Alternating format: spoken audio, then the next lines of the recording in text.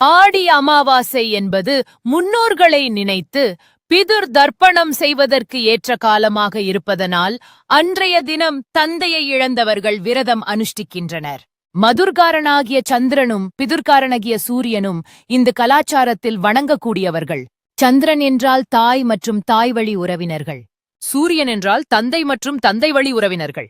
இவர்கள் இருவரும் இணையும் அமாவாசை தினத்தில் மறைந்த நமது முன்னோர்கள் மற்றும் அவர்களது சந்ததிகள் முன்னேற, தடைகள் அகல, பலவித தோஷங்கள் நிவர்த்தி பெற முயற்சி செய்கின்றனர். இந்த உலகிற்கு அவர்கள் அந்த தினத்தில் எந்த ரூபத்திலாவது வந்து அருள் புரிவார்கள் என்பது ஐதீகம். பூமிக்கு வந்து தர்ப்பணம், தானம், படையல் ஆகியவற்றை ஏற்று நமக்கு ஆசீர்வதிப்பதாக கூறப்படுகிறது.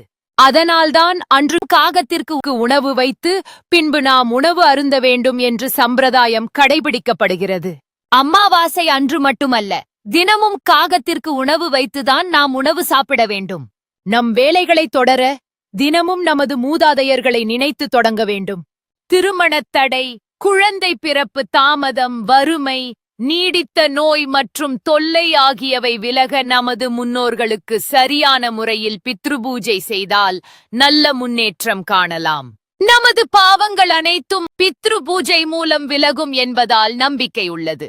இன்று நமக்கு இருக்கும் நோயில்லாத வாழ்வு, நேரத்திற்கு உண்பது போன்றவை நமது முன்னோர்களின் ஆசியால் என்பதால் அவர்களை ஆடி அமாவாசை போன்ற காலங்களில் வணங்குவது சிறந்தது.